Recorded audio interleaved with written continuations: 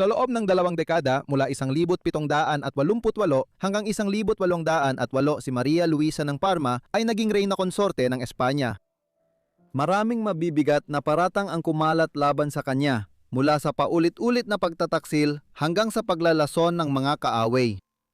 Kung totoo man ang mga tsismis na ito ay pinagtatalunan pa rin ngayon, ngunit sa anumang kaso, lubang hindi siya popular sa kanyang bansa. Samahan mo ako habang ating sinusuri ang kanyang buhay. Si Maria Luisa ng Parma ay ipinanganak noong ika-9 ng Disyembre 1751 sa lungsod ng Palma sa Hilagang Italia. Noong panahong iyon, ang Italia ay nahahati sa maraming maliliit na estado at noong 1748 ang Dukado ng Parma ay iginawad sa maharlikang bahay ng Bourbon. Ito ay dahil sa kasunduan ng Aix-la-Chapelle na nagtapos sa digmaan ng paghalili sa Austria. Iba't ibang sangay ng mga Bourbon ang namuno sa Pransya at Espanya at napagpasyahan na ang ama ni Maria Luisa, si Felipe, ang ikalawang anak ni Haring Felipe V ng Espanya, ang tatanggap ng dukado. Kaya, ipinanganak si Maria sa isang lungsod sa Italia mahigit 2 taon matapos dumating doon ng kanyang ama bilang Duke ng Parma. Ang ina ni Maria Luisa ay si Louise Elizabeth, panganay na anak ni Haring Louis Tapidis ng Pransya.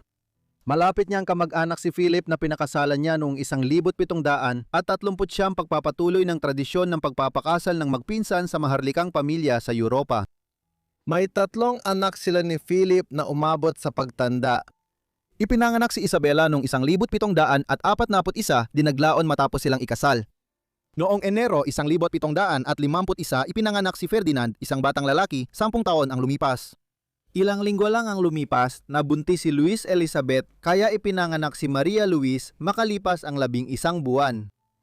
Ang 3 bata at ang kanilang magulang ay tumira sa dukal na palasyo ng Colorno at Parma, isang magarang gusali na ginawang palasyo noong ika-18 siglo mula sa dating malaking gusaling medieval. Sinasabing si Maria Luisa at ang 2 niyang kapatid ay tinuruan ni Etienne Bonnard de Condillac, isang kilalang iskular ng French Enlightenment, ngunit walang ebidensya na nagpapatunay nito. Alam naman na dumating si Condillac sa Parma noong 1768 at nung panahong iyon, nakaalis na si Maria Luisa sa Italia. Bago yon, nakaranas ng trahedya ang pamilya nang pumanaw ang ina ni Maria Luisa noong 1759 na sinundan ng kanyang kapatid na si Isabela noong 1763. Pareho silang namatay sa bulutong, ang pinakanakamamatay na sakit sa Europa noong maagang makabagong panahon. Noong namatay ang ina ni Maria Luisa noong 1759, matagal nang pinag-iisipan kung sino ang mapapangasawa niya, at si Prinsipe Luis, Duke ng Burgundy sa Pransya, ay itinuturing na posibleng mapangasawa niya. Pero namatay siya sa tuberculosis noong 1761 na taong gulang pa lang siya. Pagkatapos, iminungkahi ang kasal kay Prinsipe Carlos, anak at tagapagmana ni Haring Carlos III ng Espanya. Sumunod ang mga negosasyon at noong ika-4 ng Setyembre 1765, idinaos ang kasal sa palasyo ng La Granja malapit sa Segovia, hilaga ng Madrid. Si Maria Luisa ay 13 taong gulang lamang, habang si Carlos ay 16 at magpinsang buo sila. Mahirap ang unang mga taon ng kasal ni Maria Luisa. Namatay na ang ina ni Carlos na si Maria Amelia, at dahil si Carlos ang tagapagmana ng trono ng Espanya, si Maria Luisa ang naging unang ginang ng korte ng Espanya. Marami sa mga kamag-anak niya ang ayaw kay Maria Luisa dahil tingin nila'y dominante siya sa kanyang asawang madaling maimpluwensyahan at hindi naging matatag na tagapagmana o pinuno. Ang kasal ni Maria Luisa ay hindi nagbunga ng mga anak sa loob ng ilang taon, at nang nagkaroon na, ito ay natabunan ng mga pagkalaglag at pagkamatay ng ilan sa kanilang mga anak ni Carlos. Hindi ito isang pambihirang pangyayari. Noong unang panahon, 30 hanggang 35% ng mga bata ay namamatay bago umabot sa 10 taon, kaya mataas ang bilang ng namamatay na sanggol at bata. Bukod dito, mas mataas ang bilang ng namamatay na sanggol at bata sa ilang maharlikang angkan sa Europa dahil sa pag-aasawa ng magkakamag-anak ng mga maharlikang pamilya. Si Reyna Ana ng Britanya ay nabuntis ng 14 na beses noong huling bahagi ng ika-17 siglo, ngunit nawala ang lahat ng kanyang anak dahil sa pagkalaglag o pagkamatay nung sanggol o bata pa. Mas maswerte si Maria Luisa kaysa kay Ana. Pinaniniwala ang nakaranas siya ng 24 na magkakaibang pagbubuntis. 10 dito ay nalaglag habang 14 ang umabot sa hustong buwan. Sa 14 na anak na kanyang isinilang, 7 ang nabuhay at naging mga adulto. Ang 7 pa ay namatay noong sila'y sanggol o bata pa, kaya kumalat ang tsismis sa korte ng Espanya na isinumpa si Maria Luisa. Ang panganay nila ni Charles, si Charles Clemente, ay ipinanganak noong Setyembre 1771 at namatay noong Marso 1774 sa edad na 2 taon at kalahati. Ang anak niyang si Maria Luisa, kapangalan ng ina, ay namatay sa edad na 4 at kalahating taon noong tag-init ng 1782. Ang kambal na sina Charles at Philip o Carlos at Felipe sa Hispanic na bersyon ay ipinanganak noong Setyembre 1783. Sila ay sakitin mula pagkasilang at namatay na 3 at kalahating linggo ang pagitan noong 1784. Ang 7 anak na umabot sa kanilang pantanda ay sina Gaylota, ipinanganak noong 1775 Maria Amelia, ipinanganak noong 1779 Maria Luisa, ipinanganak noong 1782 Ferdinand, ipinanganak noong 1784 Carlos, ipinanganak noong 1788 Maria Isabela, ipinanganak noong 1789 at Francisco, ipinanganak noong 1794. Ilan sa kanila ay naging mga hari at reyna ng iba't ibang estado sa Europa. Kagiliw-giliw, pinaniniwalaan si Maria Luisa ay nakunan pa noong 1700 at 79 kung kailan siya ay nasa huling mga taon na ng kanyang 40 at inaasahan na sana na siya ay menopausal na. Sa panahong iyon, ang mahirap niyang karanasan sa panganganak ay nagdulot na ng matinding epekto sa kanya. Bagaman kilala bilang isang kaakit-akit na babae noong 1770 nung siya ay nasa 20 pa lang, pagsapit ng 1780 si Maria Luisa ay napaaga ang pagtanda. Napansin ng marami ang paninilaw ng kanyang balat noong siya ay 30. Maaring dahil ito sa kanyang paulit-ulit na pagbubuntis at maraming pagkalaglag. Ang biyenan ni Maria Luisa na si Haring Carlos III ay namatay noong taglamig ng 1788 at ang kanyang asawa ay naging si Haring Carlos ika-4. Siyang mamumuno sa susunod na 20 taon. Kasabay nito, naging reyna consort si Maria Luisa. Agad siyang itinuring na mahalagang tao sa likod ng trono. Hindi matatag na pinuno ang kanyang asawa at siya ay pinangibabawan nito. Halimbawa, dumalo siya sa unang pagpupulong ng mga nakatataas na tagapayo ng estado noong 1788 at ipinakita ang kagustuhang gumanap ng papel sa pamahalaan, isang bagay na nagpatuloy sa buong paghahari. Si Charles ay kontento na payagan ito dahil ang kanyang mga hilig ay pangunay nakatuon sa panganggaso at iba pang libangan ng mga maharlika. Mas malaking papel ang ginampanan ni Maria Luisa sa pamahalaan, lalo na sa edukasyon at kultura sa Espanya. Gayun din, siya ang pangunahing taga-suporta ni Francisco Goya na naging opisyal na pintor ng korte noong 1771. Habang nabubuhay si Maria Luisa sa korte, walang katapusang mga paratang ang ibinubulong sa likod ng mga saradong pinto na siya ay sangkot sa sunod-sunod na pagtataksil na nagkaroon ng maraming iba't ibang mga kalaguyo. Isang particular na chismis ang nagsasabing may relasyon siya kay Emmanuel de Godoy, isang binatang noong 1770 ay umangat upang maging punong ministro ng Espanya bilang kalihim ng estado. Ang kanyang kabataan, mabilis na pag-angat sa kapangyarihan at pagkakaroon ng suporta mula sa reyna kasama pa ang kanilang malapit na ugnayan ay nagdulot ng matinding hinala na sila ay may matagal ng ugnayang romantiko. Umasa rin si Maria Luisa kay Godoy sa emosyonal na aspeto sa mga magulong panahon, lalo na nang mawalan siya ng mga anak at makaranas ng depresyon dahil sa menopause. May mga chismis din na si Godoy ang tunay na ama ng ilan sa kanyang mga anak at isinulat ng kompesyon ng reyna sa kanyang huling habilin na wala sa kanyang mga anak, wala ni isa ay bunga ng lehitimong kasal. Bagamat naniniwala ang maraming historiador na malamang na nagkaroon sila ng relasyon, kaunti lang ang matibay na ebidensya na nagpapatunay nito.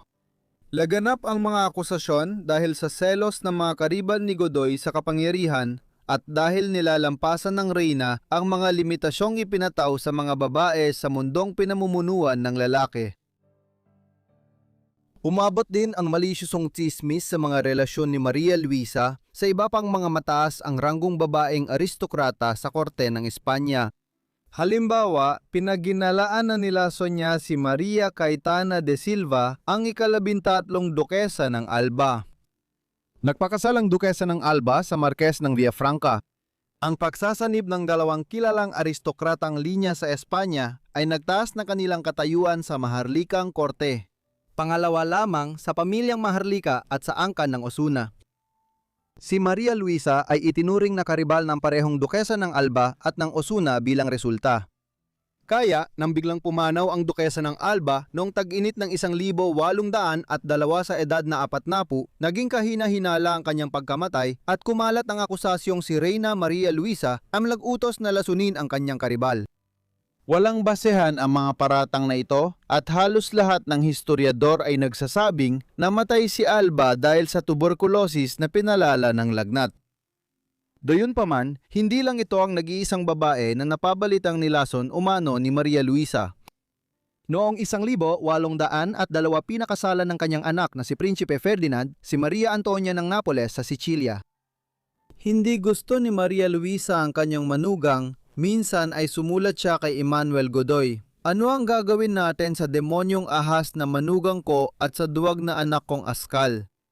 Ang alitan ng dalawa at ang murang edad niyang 21 ay nagdulot ng paratang na siya ay nilason, pero walang ebidensya nito at namatay si Maria Antonia sa tuberculosis. Pagsapit ng mga taong 1800, mas inuna ng mga nasa kapangyarihan sa Espanya ang mas malalaking suliranin kaysa sa tsismis ukol sa pagtataksil ng reyna konsorte o isang gawa-gawang kwento tungkol sa posibleng paglalason. Lumitaw ang mas totoong at konkretong banta sa kanlurang Eropa. Noong 1789, nagsimula ang Rebolusyong Pranses na humantong sa mga unang taon ng 1790 sa pagpapatalsik at pagbitay kay Haring Louis XVI ng Pransya, pinsan ni Maria Luisa. Sa sumunod na digmaang revolusyonaryo ng Pransya, sumali si Haring Carlos at ang kanyang pamahalaan sa koalisyon kasama ang Britanya at Austria laban sa Pransya gaya ng inaasahan. Ngunit nang magsimulang mangibabaw ang mga Pranses laban sa kanilang mga kaaway, noong 1774 sina Carlos, Maria Luisa, Godoy at iba pang namumuno sa Madrid ay nakakagulat na nagbago ng direksyon. Pumasok sila sa alyansa sa bagong Republika ng Pransya, kaya naging pangunahing kaalyado ng Pransya ang Espanya sa Europa. Ang alyansang Franco-Espanyol ay laging hindi pantay. Naging pangalawang antas na kapangyarihan ng Espanya sa Europa sa huling 18 siglo habang ang Pransya ay naging nanggingibabaw sa ilalim ng Republika. Ngunit ito ay naging mas matindi pa sa ilalim ni Napoleon Bonaparte bilang emperador ng mga Pranses mula 1804 pataas. Noong 1807 sina Maria, Luisa, Charles at Godoy ay sinubukang samantalahin ang pagpapalawak ng Pransya sa pamamagitan ng kasunduan ng Fontainebleau na magpapahintulot sa Espanya na sakupin at aneksahin ng Portugal na kaalyado ng pangunahing kaaway ng Pransya, ang Britanya. Sinundan ito ng matinding panghihimasok ng Pranses sa Espanya na nagresulta sa pagpapatalsik kay Charles at sa panandaliang pagluklok sa trono. Ang panganay na anak ni Luisa, si Ferdinand, ay isang tao na lalong tumutol sa kanyang mahinaang loob na ama sa paglipas ng mga taon. Umapela kay Napoleon sina Maria Luisa at Charles hinggil sa bagong kayusang ito. Ngunit lalong lumala ang sitwasyon nang ipasya ni Napoleon na tuluyang alisin ang pamilyang Maharlika ng Espanya. Noong tag-init ng 1808, inilagay niya ang kapatid niyang si Joseph Bonaparte bilang bagong hari ng Espanya. Dahil dito, natapos na ang panahon ni Maria Luisa sa sentro ng kapangyarihan sa Madrid. Naging sakuna para kay Napoleon ang bagong ayos dahil nagkaroon ng matagalang digmaang gerilya sa Espanya. Ang digmaang ito ay gumastos ng malaking yaman ng Pransya noong mga huling taon ng unang dekada ng ika-19 na siglo at mga unang taon ng sumunod na dekada, kaya tinawag na Spanish Ulcer. Dahil sa pagbitiw ni Charles at pagtanggal kay Ferdinand, pabor kay Joseph noong 1808 sina Maria Luisa ang asawa niya at si Godoy ay umalis ng Espanya at ginugol ang karamihan ng mga huling taon ng unang dekada ng ika-19 na siglo at mga unang taon ng sumunod na dekada na parang mga bilanggo sa Pransya. Namuhay sila ng maginhawa sa Aix-en-Provence at Marseille. Ngunit nasa ilalim sila ng pampulitikang pagkakakulong para maiwasang maging pagmumulan ng pampulitikang kawalang kasiyahan sakaling bumalik sa Espanya. Noong 1812, pinayagan ng dating hari, reyna at mga tagasunod na lumipat sa Italya at tumira ng ilang panahon sa Roma sa ilalim ng pagkupkop ng Papa. Mabilis nagbago ang mga pangyayari noon habang gumuho ang imperyo ni Napoleon noong kalagitnaan ng ikalawang dekada ng ikalabinsyam na siglo matapos ang mapaminsalang pagsalakay sa Rusya, bumalik si Ferdinand sa Espanya at muling inangkin ang trono. Ipinagbawal niya sa kanyang mga magulang ang pagbabalik sa Madrid, kaya sina Maria Luisa at ang kanyang asawa ay ginugol ang nalalabi nilang mga taon sa Roma. Hindi naman naging masama ang pagre-retiro nila dahil naging pinagkakatiwalaan sila ng Papa at nakapag-ipon ng mahalagang koleksyon ng sining. Pumanaw siya sa lungsod ng walang hanggan noong ika-2 ng Enero, 1819 sa edad na 67. Pumanaw si Charles matapos ang 2.5 linggo. Samantala, si Godoy ay mabubuhay pa ng mahigit 3 dekada. Si Maria Luisa ang nagtalaga sa kanya bilang pangunahing benepisyaryo ng testamento, ngunit matapos ang kanyang pagkamatay, agad siyang pinaalis ni Charles mula sa korte nilang nasa pagkatapon. Marahil totoo nga ang mga tsismis. Baka di na natin malaman ang totoo. Salamat sa panonood ng video tungkol kay Maria Luisa ng Parma. Sana naging interesante ito sa inyo. Ipaalam ninyo sa akin ang inyong opinyon tungkol sa kanyang buhay sa mga komento sa ibaba at kung may iba pa kayong suhestiyon, siguraduhin ding ilagay ito sa mga komento. Kakabot ko lang sa 300,000 subscriber, maraming salamat sa lahat ng tumulong. Sana naka-on ang notifications at nakasubscribe kayo para mapanood agad ang mga video ko kapag nag-upload ako. Siya nga pala, yun lang muna mula sa akin kaya makikita-kita tayo sa susunod na Forgotten Lives. Salamat!